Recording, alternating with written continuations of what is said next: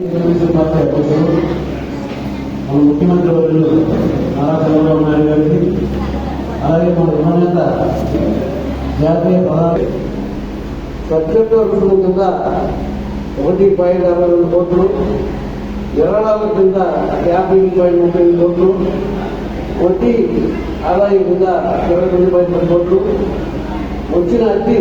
00.02 కోట్లు, ఇతర ఆదాయం 1.52 కోట్లు, మొత్తం రాబడి 90 కోట్ల 64 కోట్లు 90 అలాగే ఖర్చులు, ప్రచార ఖర్చులు 16.52 కోట్లు, ఆఫీస్ అద్దె చెల్లించింది 0020 కోట్లు, ఆఫీస్ ఖర్చులు 05.09 కోట్లు, తరుగుదల 4.26 కోట్లు, అలాగే ఉద్యోగస్తుల వేతన బచావు 00.12 కోట్లు.